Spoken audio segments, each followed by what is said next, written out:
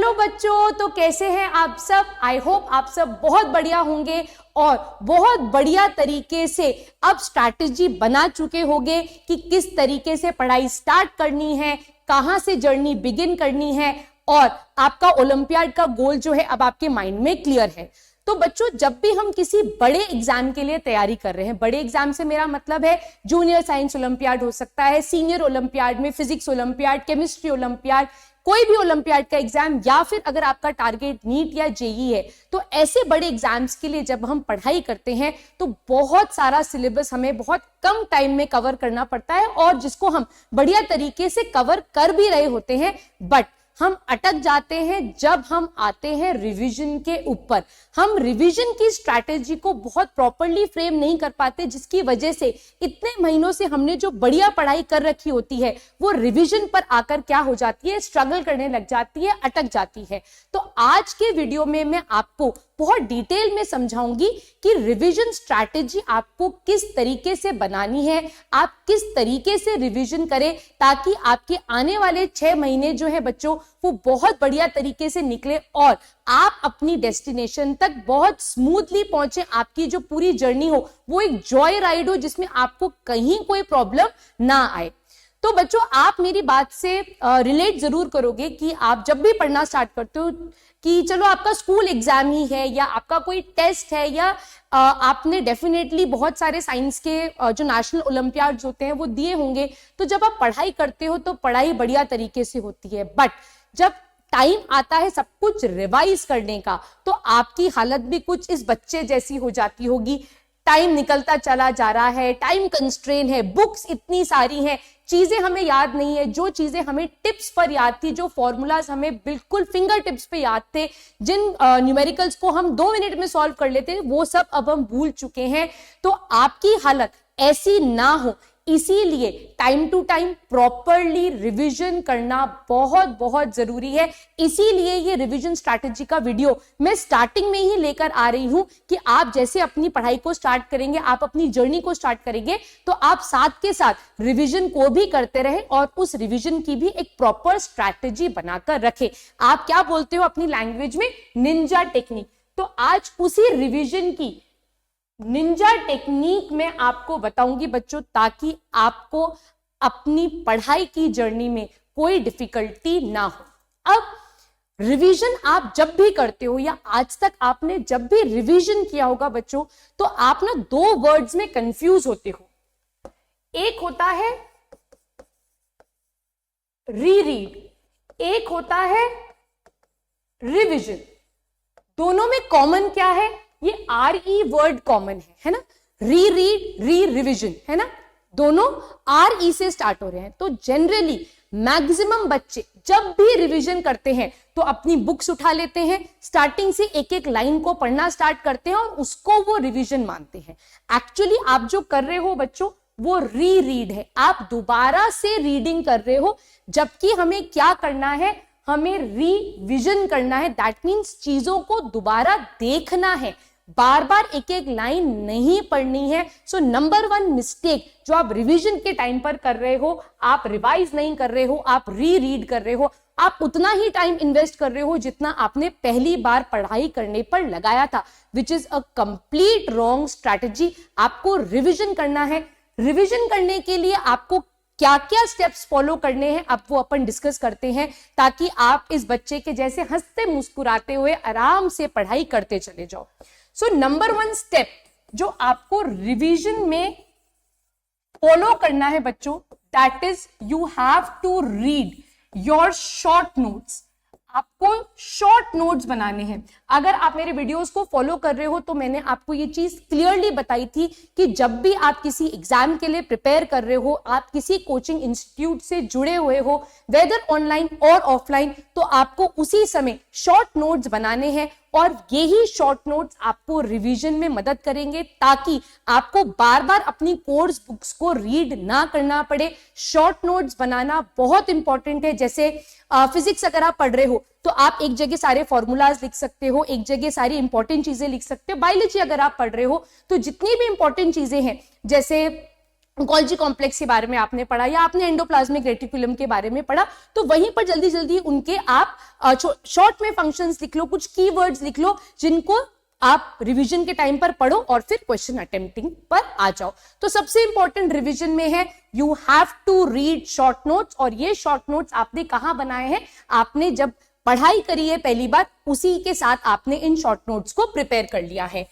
दूसरा सबसे इंपॉर्टेंट चीज है, आपको क्या करना है, आपको क्वेश्चन प्रैक्टिस पर फोकस करना है। रिवीजन के अंदर बहुत ज्यादा टाइम आपको थ्योरी पर वेस्ट नहीं करना है। You need to focus on question practice solely. अब यहां पर आप बोलोगे कि मैम क्वेश्चन प्रैक्टिस कैसे करें, तो बच्चों यहां पर पढ़ाई करने के दो सिंपल टेक्निक होती है, ठीक है। पहली टेक्निक होती है प्रोग्रेसिव स्टडी, दूसरी टेक्निक होती है रिट्रोग्रेसिव, है ना। सो प्रोग्रेसिव पढ़ाई आप तब करते हो जब आप पहली बार किसी टॉपिक को पढ़ रहे हो। दैट मीन्स आपने थ्योरी पढ़ी प्रॉपरली, आपने सब कुछ अंडरस्टैंडिंग ली, आपने सब कुछ समझा, प्रोबेबली आपने चीजों को हाईलाइट करा या आपने अपनी बुक्स के ऊपर स्टिकी नोट्स लगा दिए, एडिशनल चीजें आपने वहां पर लिख दी। पूरी थ्योरी पढ़ने समझने के बाद आपने उस चैप्टर के क्वेश्चंस को लगा लिया, ठीक है। अगर मैथ्स आप पढ़ रहे हो तो आपने मैथ्स के क्वेश्चंस लगा लिए, फिजिक्स में न्यूमेरिकल्स कर लिए, केमिस्ट्री के न्यूमेरिकल्स कर लिए, बायोलॉजी के क्वेश्चंस आपने कर लिए। तो आपने पहले थ्योरी पढ़ी, उसके बाद आपने क्वेश्चन प्रैक्टिस करा। So that is called as progressive study, और ये आपको 100% करनी है। पर कब करनी है, जब आप पहली बार किसी टॉपिक को पढ़ रहे हो। अब आप सेम टॉपिक को जब आप रिवाइज कर रहे हो तो आपको रिट्रोग्रेसिव टेक्निक को फॉलो करना पड़ेगा बच्चों। अब यहां पर समझते हैं कि रिट्रोग्रेसिव टेक्निक क्या होती है। रिट्रोग्रेसिव टेक्निक है कि क्वेश्चन प्रैक्टिस करो, उसके बाद आप थ्योरी को पढ़ो अगर आप किसी क्वेश्चन पर अटकते हो, ठीक है। बहुत सारे बच्चे आके मुझे बोलते हैं कि मैम ये चैप्टर, वो चैप्टर, फलाना चैप्टर हमको आता ही नहीं है। तो ये वाली लाइन जो है ना, इससे मैं कभी रिलेट करती ही नहीं हूं कि ये वाला टॉपिक हमको आता ही नहीं है। बच्चे आके बोलते हैं मैम एनिमल किंगडम तो बिल्कुल भी नहीं आता, आके बोलते हैं मैम प्लांट फिजियोलॉजी का तो एक भी पार्ट हमको समझ नहीं आता, फोटोसिंथेसिस बिल्कुल भी समझ नहीं आता। तो बेटा ऐसा थोड़ी है, अगर मैं आपको बोलूं फोटोसिंथेसिस, तो क्या आपको ये नहीं पता व्हाट इज फोटोसिंथेसिस? क्या आपको उसकी इक्वेशन नहीं पता? क्या आपको उसकी साइट नहीं पता? तो ये सारी चीजें आपको डेफिनेटली मालूम है। आप किस पार्ट पर स्ट्रगल कर रहे हो, प्रोबेबली आप लाइट और डार्क रिएक्शन पे स्ट्रगल कर रहे हो सकता है आप कीमियो-ऑस्मोटिक हाइपोथेसिस पे स्ट्रगल कर रहे हो। तो सबसे पहले ये बोलना छोड़ दो कि ये टॉपिक मुझे आता ही नहीं है, बायोलॉजी मुझे आती ही नहीं है, फिजिक्स मुझे नहीं आती। ऐसा नहीं होता है। आपके कुछ कुछ टॉपिक्स, कुछ कुछ सब टॉपिक्स वीक हो सकते हैं, पर पूरा पूरा चैप्टर ही ना आता हो ऐसा पॉसिबल नहीं है। आप 100% रिलेट करोगे। आप बोलोगे मैम लाइट तो मुझे आती ही नहीं है, रिडॉक्स मुझे समझ में ही नहीं आता, तो क्या उसका कुछ भी समझ नहीं आता? ऐसा नहीं हो सकता। तो you need to identify your weak points. और वीक पॉइंट्स आप कैसे आइडेंटिफाई करोगे? बाय डूइंग रिट्रोग्रेसिव स्टडी, जिसमें आप क्वेश्चन प्रैक्टिस करोगे। सपोज आपने 100 क्वेश्चन सॉल्व करे, उस 100 क्वेश्चन में से आप 25 क्वेश्चन सॉल्व नहीं कर पा रहे हो। So you need to find out कि जो 25 क्वेश्चंस आप नहीं कर पा रहे हो वो किस टॉपिक के हैं। Then you need to go back to that topic, reread the topic again and then आप उसके क्वेश्चन को प्रैक्टिस करो। सो ये बेसिकली एक फनल मेथड होता है, एक फिल्ट्रेशन मेथड होता है, जिससे आपको ये समझ में आएगा कि कौन सा टॉपिक मेरा वीक है, कौन सा टॉपिक मेरा स्ट्रॉन्ग है। स्ट्रॉन्ग टॉपिक के और क्वेश्चन प्रैक्टिस करो, वीक टॉपिक्स के लिए वापस से थ्योरी पढ़ो, लेक्चर देखो, आप अपने मेंटर से कॉन्टैक्ट करो, उस वीक पार्ट के ऊपर फोकस करो और वापस से उसके क्वेश्चंस लगाओ। वो 100% आपके क्वेश्चंस लगेंगे ही लगेंगे, ठीक। तीसरी टेक्निक है रिवीजन करते वक्त please avoid doing similar type of question, ठीक है। सिमिलर टाइप ऑफ क्वेश्चंस को करना अवॉइड करिए। जैसे आप फिजिक्स का कोई टॉपिक कर रहे हैं, सपोज आप स्पीड वेलोसिटी का कोई क्वेश्चन कर रहे हैं, एक्सीलरेशन का क्वेश्चन कर रहे हैं, आप रिफ्लेक्शन का कोई क्वेश्चन कर रहे हैं, तो अगर सिमिलर फॉर्मूला के ऊपर 20-30 क्वेश्चन आ रहे हैं तो उसमें से रैंडमली कोई भी 3-4 क्वेश्चंस पिक करिए और आगे बढ़िए। Don't waste time in doing similar type of questions again and again, क्योंकि वो आपका टाइम लेगा और आपको वो चीज ऑलरेडी समझ में आ चुकी है। इससे बेटर होता है हमेशा practice different concept question,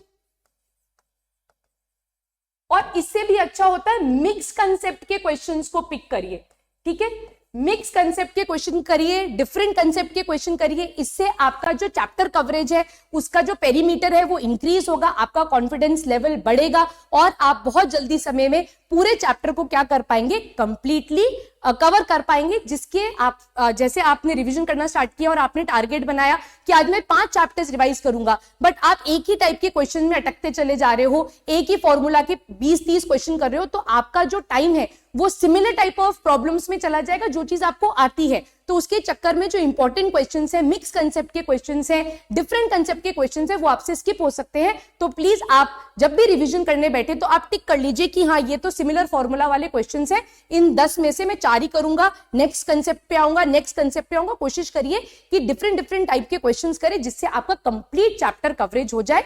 chapter cover होने के बाद आंसर की से अपने आंसर्स मैच करिए, जहां पर आपके आंसर्स गलत है वहां पर फाइंड आउट करिए कि क्या आपने कोई सिली मिस्टेक करी है या फिर आपको वो कंसेप्ट आता ही नहीं है। सिली मिस्टेक अगर होती है तो प्लीज थोड़ा तसल्ली से क्वेश्चंस को सॉल्व करिए। अगर क्वेश्चन आ ही नहीं रहा है, दैट मीन्स कांग्रेचुलेशंस, आपने आइडेंटिफाई कर लिया है कि आपका वीक टॉपिक कौन सा है। उस वीक टॉपिक के ऊपर वापस से काम करिए and then come back to the questions और उसके दोबारा से क्वेश्चंस लगाइए।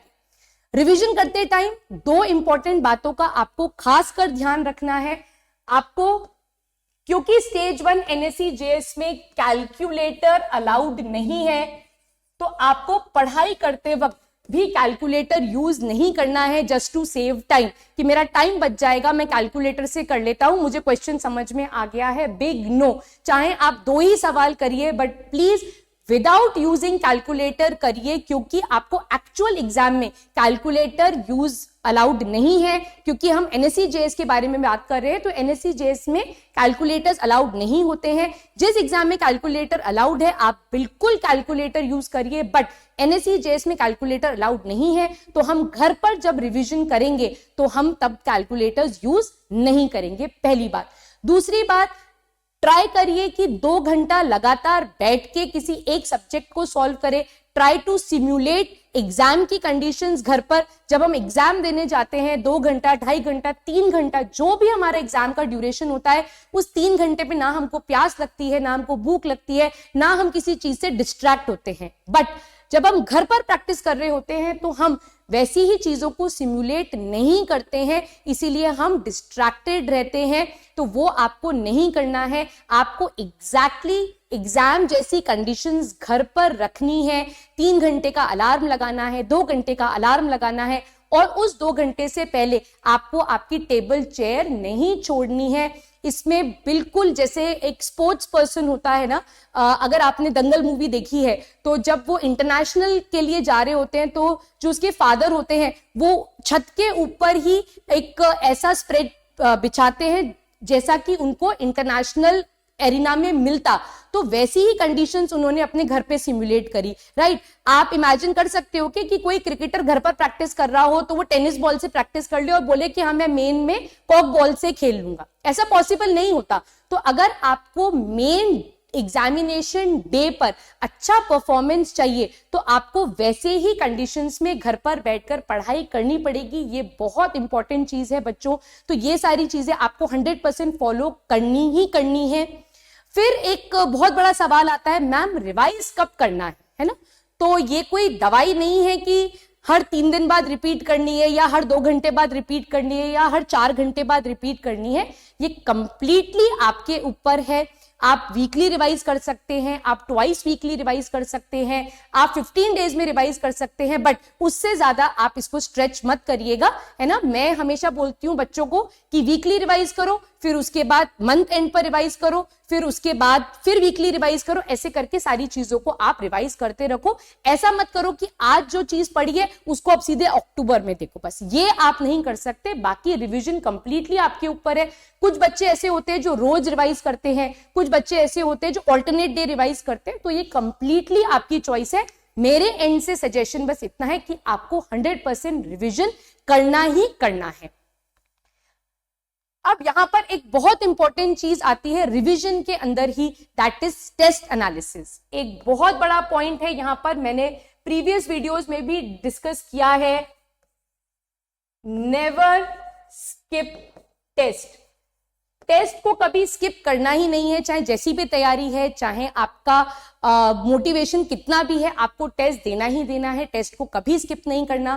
टेस्ट देने के बाद उसी दिन आपको टेस्ट का एनालिसिस करना है ना। एनालिसिस में आपको क्या करना है, 3 चीजों में इसको ब्रेक करना है। Right question, wrong question and skipped question. ठीक है, राइट क्वेश्चन, जितने ज्यादा सही क्वेश्चंस हैं उतना ज्यादा आपका कॉन्फिडेंस लेवल बढ़ेगा ही बढ़ेगा। रॉन्ग क्वेश्चन है, आपने कितने क्वेश्चन नेगेटिव करे। क्वेश्चन रॉन्ग क्यों हुए, इसके 2 रीजन हो सकते हैं। सिली मिस्टेक, या आपको कंसेप्ट ही क्लियर नहीं हुआ। क्या क्वेश्चन था, मुझे तो क्वेश्चन चमका ही नहीं, जितना समझ में आया ABCD से बी लगा दिया, या ऐसे ऐसे आपने कर दिया। ठीक है, सिली मिस्टेक अवॉइड कब होगी, आप हम 100% रिलेट करोगे मेरी बात से। घर पर जब भी आप 2+2 करते हो तो वो हमेशा 4 ही होता है। ठीक है, पर एग्जाम में 2+2 5 हो जाता है। कहने का मतलब है सिली मिस्टेक्स कभी भी घर पे नहीं होती हैं। सिली मिस्टेक्स हमेशा एग्जाम वाले दिन होती है, क्योंकि आपके ऊपर बहुत ज्यादा प्रेशर आ जाता है। प्रेशर क्यों आता है, क्योंकि फिर वहीं पे बात आ जाएगी, आपने घर पर कभी भी 2 घंटा बैठकर 60 क्वेश्चन 80 क्वेश्चन कभी सॉल्व करे ही नहीं है। तो आपने वो टाइम मैनेजमेंट वाली चीज कभी सीखी ही नहीं ना घर पे। तो एकदम से आप एग्जामिनेशन में जब 2 घंटे का पेपर सॉल्व करोगे तो प्रेशर आएगा, और उस प्रेशर में 2+2 5 भी होगा, और आप 1 - 1 1 भी होगा, और बहुत सारी चीजें गड़बड़ होंगी। तो सिली मिस्टेक अवॉइड करने की टेक्निक सिर्फ यही है बच्चों कि एग्जामिनेशन के एटमॉस्फेयर को घर पर सिमुलेट करो और प्रैक्टिस करो कि आप कम समय में ज्यादा से ज्यादा क्वेश्चंस कर पा रहे हो। कंसेप्ट ही अगर क्लियर नहीं हुआ है तो आपको ये टॉपिक रीड करना ही पड़ेगा, आपको ये चीज दोबारा समझनी ही पड़ेगी। मेरे लिए जो कंसर्न एरिया होता है, जहां पर मुझे डर लगता है, वो होते हैं स्किप्ड क्वेश्चन। स्किप्ड क्वेश्चन मतलब कि हमको वो चीज आई ही नहीं, हमको वो चीज चमकी ही नहीं टेस्ट पर बैठकर, इसीलिए हमने उस क्वेश्चन को स्किप कर दिया। अब स्किप करना अच्छा है या बुरा है बेटा, तो कुछ क्वेश्चंस आते ही एग्जाम में इसीलिए हैं कि आप उन्हें स्किप करते, आपको उन पर ध्यान देना ही नहीं है। जैसे अगर मैं आपको भी एग्जांपल दूं, NSCJS 2023 में बायोलॉजी का एक क्वेश्चन आया था मल्टीपल करेक्ट वाला, जिसमें उन्होंने एक पेडिग्री एनालिसिस में बर्गलर्स और स्काउंड्रल्स वाला क्वेश्चन आ गया था। चोर उचक्का क्वेश्चन कहती हूं मैं उसको। तो आप कितनी भी बायोलॉजी पढ़ लो, मैं आपको कितनी भी बायोलॉजी पढ़ा देती, बट मैं आपको वो चोर उचक्का वाला क्वेश्चन नहीं पढ़ाती। तो ऐसे क्वेश्चन को आपको स्किप ही करना है, उसको आपको अटेम्प्ट करना ही नहीं है। कोई फिजिक्स का क्वेश्चन है जिसमें आप उलझते चले जा रहे हो, बहुत लंबी कैलकुलेशन जा रही है, टाइम पूरा निकलता चला जा रहा है, स्किप कर दो ऐसे क्वेश्चन। बट अगर आपको कंसेप्ट ही नहीं चमका है, आपको यही समझ नहीं आया कि मुझे फॉर्मूला क्या लगाना है, वो एक एरिया ऑफ कंसर्न है बच्चों। स्किप्ड क्वेश्चन के लिए go back to read section, that means आपका वो कंसेप्ट अभी काफी वीक है, आपको उसको दोबारा से पढ़ना पड़ेगा। उस पर्टिकुलर कंसेप्ट के 20 से 25 30 से 35 सवाल अभी और लगाने पड़ेंगे, उसके बाद आपको देखना पड़ेगा कि ये टॉपिक अब आपको चमक रहा है या आपको नहीं चमक रहा। ठीक है, तो प्लीज टेस्ट एनालिसिस को भी रिवीजन स्ट्रैटेजी के अंदर ही डालिए, क्योंकि आप पूरा पढ़कर रिवाइज कर ही तो टेस्ट दे रहे हैं ना। और जिस दिन टेस्ट देकर आए हैं उस दिन उस टेस्ट पेपर का एरोप्लेन नहीं बनाना है या उसके ऊपर कचौड़ी नहीं खानी है, सेम डे आपको उसका एनालिसिस करना है और वापस से अगले टेस्ट के लिए प्रिपेयर करना है, और जो मिस्टेक इस टेस्ट में हुई है वो अगले टेस्ट में रिपीट नहीं करनी है। तो ये टेस्ट एनालिसिस इसीलिए बहुत इंपॉर्टेंट है, and that has to be done on the same day only. तो ये पूरी स्ट्रैटेजी रहेगी आपकी 6 महीने के लिए, जिसमें आप पढ़ाई करेंगे, रिवीजन करेंगे, टेस्ट देंगे और बहुत सारे उतार चढ़ाव से गुजरते हुए अपनी मंजिल तक पहुंचेंगे बच्चों। चाहे कुछ भी हो जाए इस पूरे 6 महीने में, ऐसा नहीं है बच्चों कि आपका मोटिवेशन हमेशा पीक पर ही रहेगा और आप बहुत बढ़िया तरीके से हमेशा ही पढ़ाई करते रहोगे, ऐसा नहीं होगा। आपका मोटिवेशन ड्रॉप भी होगा, आप बहुत नेगेटिव जोन में भी जाओगे, परेशान भी होगे, हताश भी होगे, इतना पढ़ने के बाद भी कुछ नहीं हो रहा, ऐसी फीलिंग्स मन में आएंगी। और ये एक ह्यूमन फिनोमेना है बच्चों, ये होगा ही।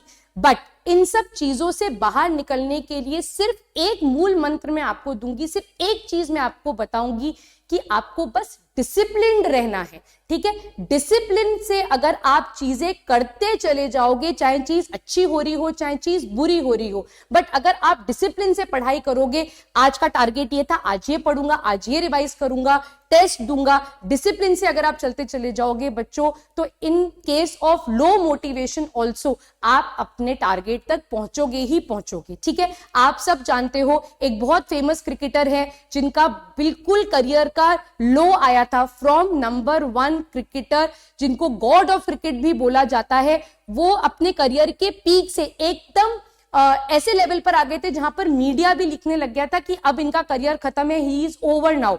बट क्या उन्होंने उस लो टाइम पर क्रिकेट को छोड़ दिया, अपने करियर को छोड़ दिया, या उन्होंने जिस मोटिवेशन से वो प्रैक्टिस करते थे उस चीज को छोड़ दिया? नहीं छोड़ा, वो डिसिप्लिन से उस चीज को कंटिन्यू करते रहे, चाहे वो रन स्कोर कर रहे थे या नहीं कर रहे थे, उस चीज के ऊपर वो बॉदर नहीं कर रहे थे। बट हाँ, उन्होंने अपनी लाइफस्टाइल में डिसिप्लिन रखा, अपनी डाइट में डिसिप्लिन रखा, अपनी एक्सरसाइज के पैटर्न में डिसिप्लिन रखा और लगातार खेलते रहे, एंड वापस से उन्होंने वही पोजीशन एस्टैब्लिश कर ली जहां पे वो एक्चुअली में थे। तो लाइफ ऐसा नहीं है कि सिर्फ स्टूडेंट की लाइफ में लो और हाई फेज आ रहा है, ऐसा नहीं है। सबके लाइफ में लोज एंड हाईज आते हैं, बट उससे बाहर निकलने के लिए सिर्फ एक ही चीज है, दैट इज प्रॉपर डिसिप्लिन। बस डिसिप्लिन बनाइए अपनी लाइफ में और अपनी गोल की तरफ बढ़ते चलिए बच्चों, ठीक है। तो मेरी तरफ से आपको all the best, let's crack it.